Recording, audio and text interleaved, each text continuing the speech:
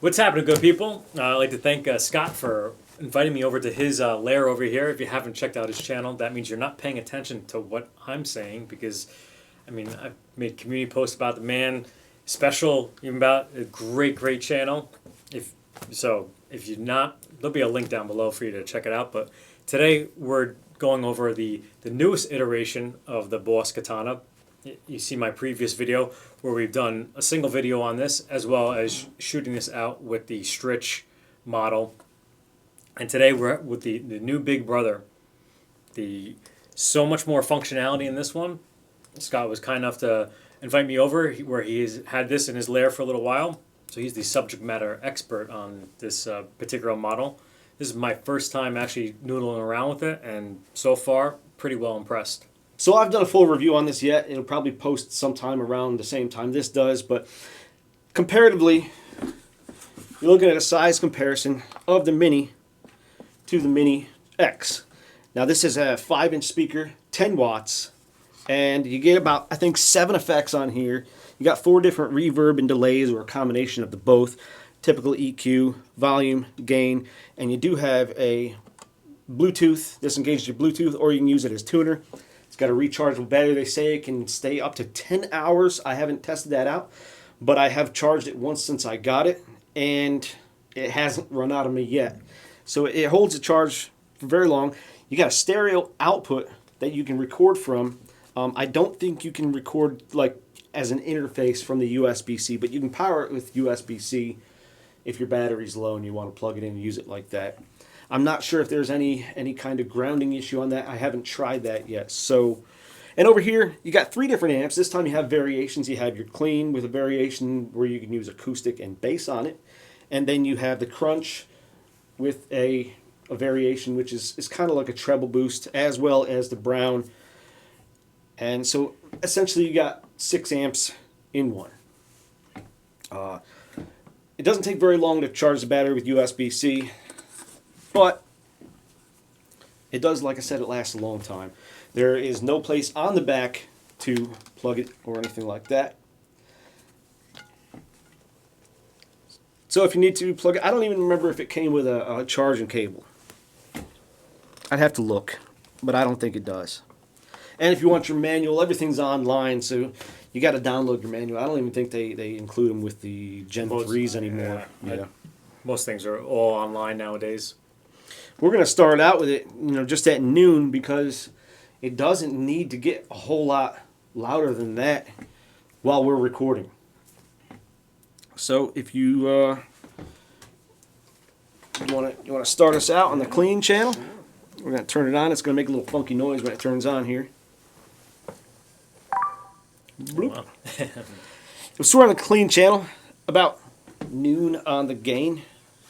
And we got the bass right at noon, a little more mid because we're using mid-range instruments here, and we got the let's just put it on regular reverb. It doesn't say what kind of reverb the regular reverb is, so it's just reverb.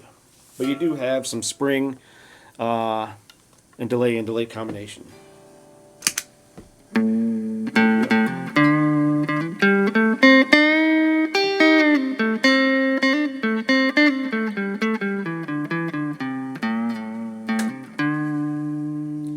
Just like first impression, right off the bat, the clean, I don't know if it's just the speaker size or the quality of speaker, the clean is a noticeable difference. Not that the clean in the Mini guy was bad, but this one, it's a different flavor. It's just sounds nice, and also the addition of a reverb with this, instead of trying to fiddle with the time and the delay, if you haven't seen in the previous video, you can kind of get a reverby type tone. This already is, to me, so much more of an improvement. A lot of times when you see people do the Mark III, the Mark IV, whatever of a model, they change like something a little bit. To me, this is light years of a difference of a change. Definitely, I think it's a combination of the cabinet and a little bit more power and a little bit better speaker. You don't have to turn it up as nearly as loud as you would the Mini. I think maybe the sound just resonates better through the wood than it does the plastic.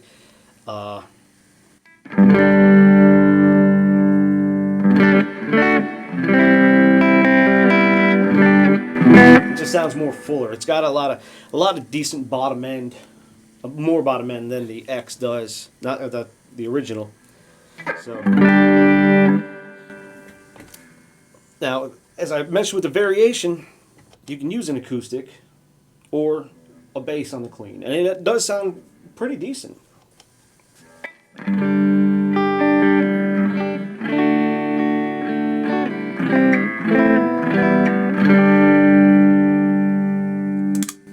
And let's switch over to the crunch. We may have to push the gain on this one a little bit more. This is the gain without the variation.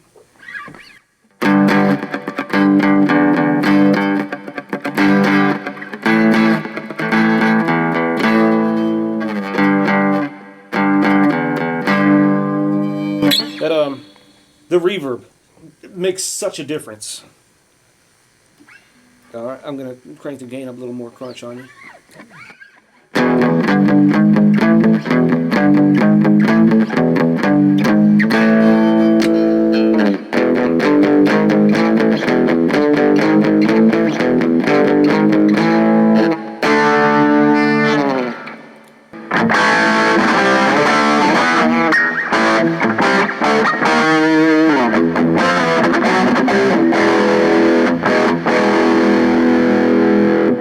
Let's go for the variation in it.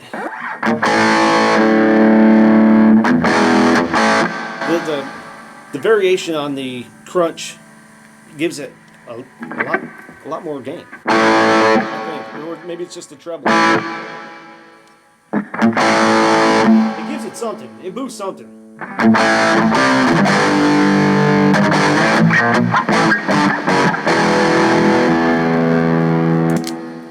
I mean, I would have bought this thing already. I mean, I don't have any affiliate links. I think Scott might go over to his channel, use his affiliate links. So. I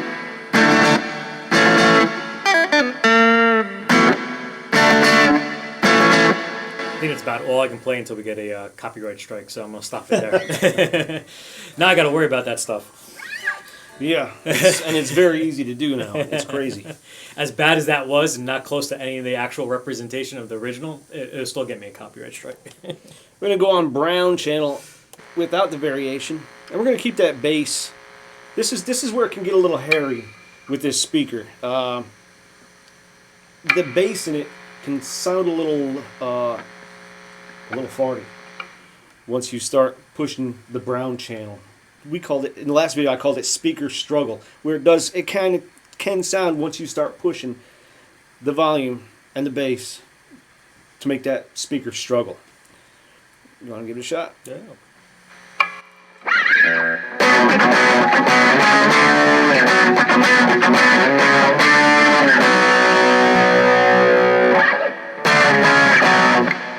Put it on the neck pickup and then try playing something. Playing something low.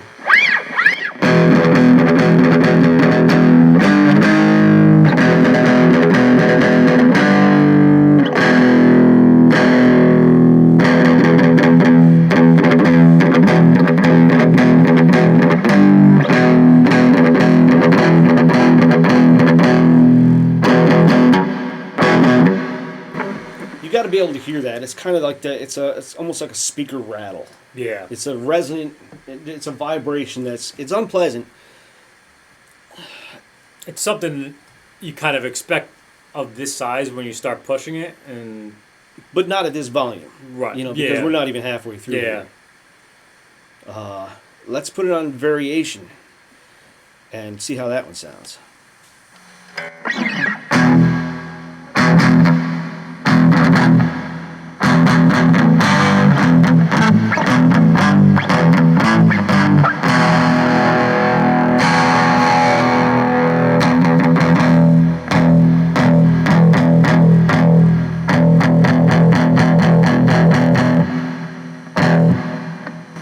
Let's see what that sounds like when we go down to crunch without the variation.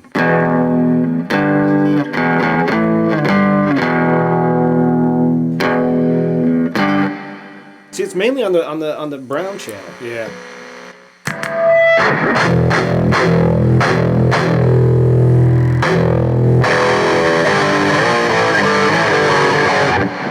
If you're without palm mutes or anything like that, it's not as noticeable, but it's definitely noticeable. Especially, I mean, sometimes you got to turn that bass down a little bit.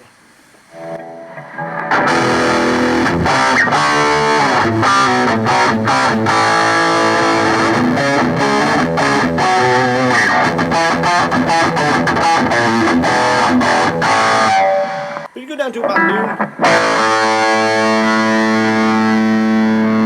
About noon, 9. You can still hear it with the variation turned off.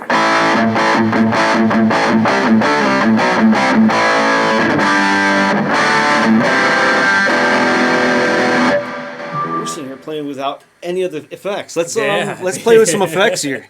That's a tremolo.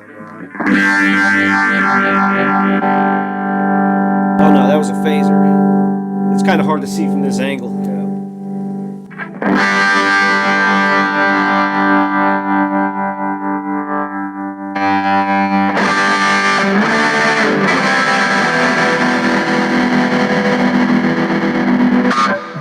There's not a whole lot of range with the effects, so you gotta kind of ease into it here and there.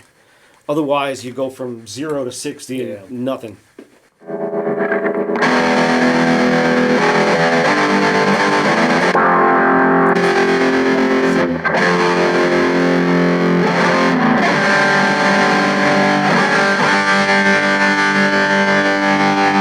I do like the tremolo effect. Yeah, it's almost like as if you see it looks like a broad range of effect between tremolo and phase, but it's really not. I literally just tapped it and it knocked it out of. It went from Yeah, we were at the peak of tremolo to wah in just like a maybe 2 millimeters of a turn. You want to play with the T-wah? Yeah. Anybody see my wah video? They know that I'm not really a wah person, but.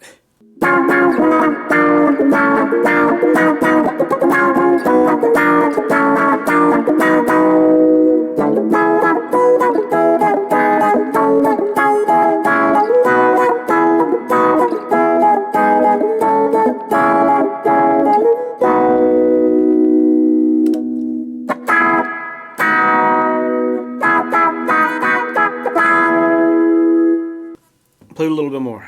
You already did me. That's what she said. I can't stay on top of you 24/7.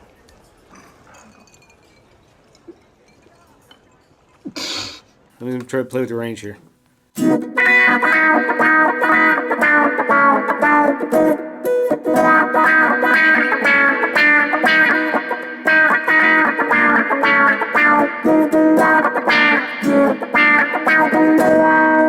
See, it kind of works like a real wah pedal. Like the more you turn it up, it's like the further you want the wah pedal, the more treble it is. You know, you dial it back, you get a little more of that muddiness to it. Yeah. All right, what about the phaser? The chorus is pretty nice. It's nothing super fancy.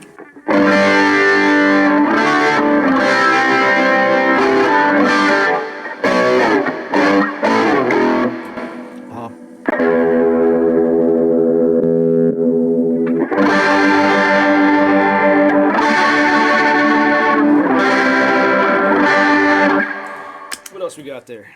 We haven't really messed with the phaser. You want to mess with the phaser a little bit? Yeah, sure. Just noodle something.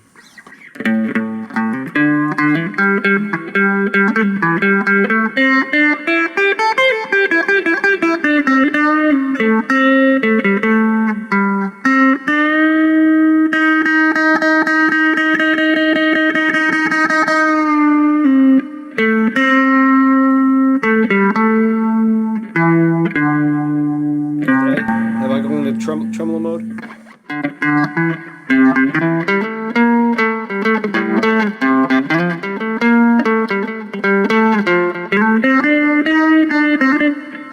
The octaver, it's a little muddy.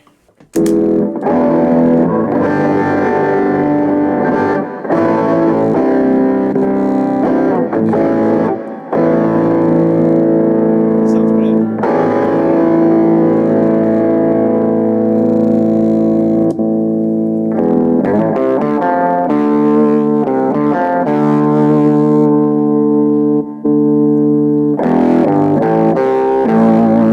It might might be these hot pickups too that are pushing a little bit more, because I did watch Rob Chapman. He did a video on it, and he was playing a baritone. I don't even know what tuning he was in, but it sounded great. So I don't know. See what it sounds like through single coils. Okay, good words.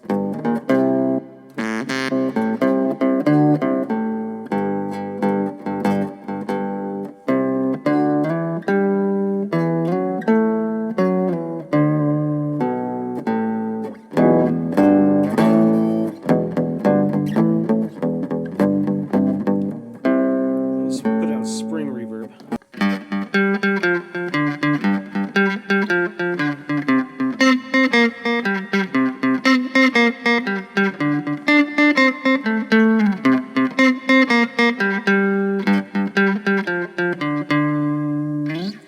It's a very modest spring reverb. Yeah. It's just nice to have it in a small Yeah. amp like this. You got this delay.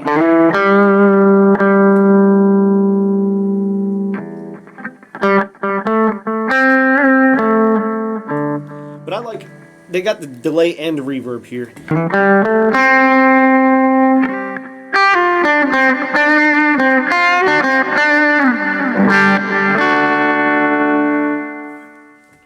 Yeah. You can't get a little. Much better guitar player could probably make that sound eons better. You know, so. Well, then It's not I bad. won't. But But let's talk about the elephant in the room. is anybody gonna address that? What? The elephant. What elephant?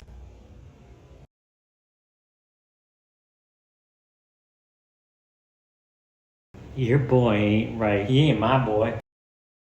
We've gone through this before. He has your legs. You got a def on here. Now I don't know if this is specifically made for using a bass, like a fretless bass, but it's got a defretter on here effect, which is kind of a weird one, unless they were gearing it towards bass. It's not a common effect you see for a guitar player to use. Not that I know of, anyway. Where am I at here? The defretter. Well, there's our wah. Let's turn that down because we're getting a little of that speaker buzz through here, even on the clean channel.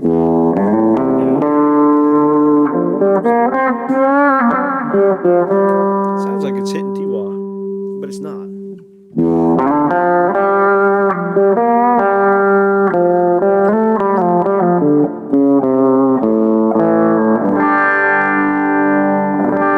It's not bad, but it's not a common. Sounds more like a slow gear.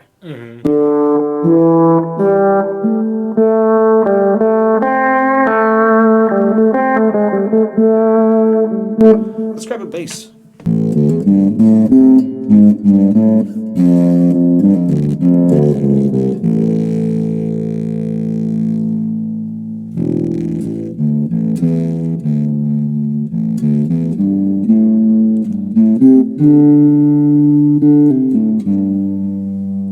It's just, I don't know. It's kind of weird. It's not a deal breaker, but it's not a big selling point, I don't think. How about the, where are we at? The synth.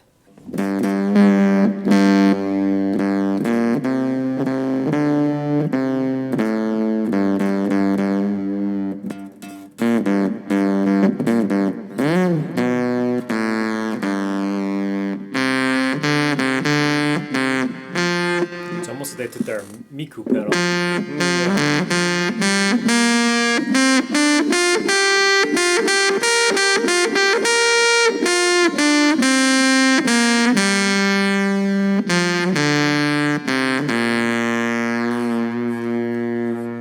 There are all sorts of notes in the manual about how you make the synth sound better, but it seems like whatever's processing the signal can't process it fast enough. And it doesn't. Let's put it back on variation on clean.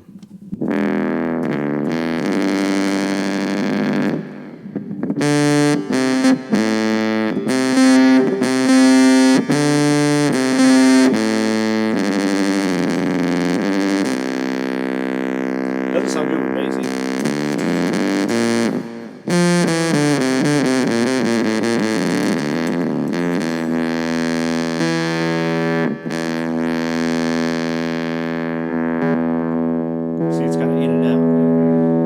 doesn't know what to do. I don't know.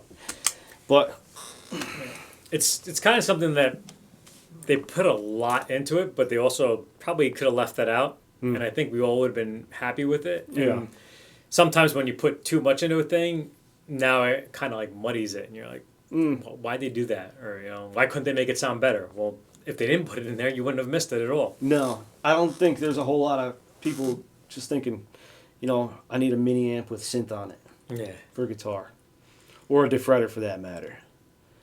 So, but at $150, it's a good price. But my problem with it is when you get into that speaker rattle, and even when I was using this, you got some kind of crackle in there. It doesn't handle bottom wind very well. So, what I like about it, I like the bigger enclosure. The aesthetics, it's beautiful. It sounds great clean.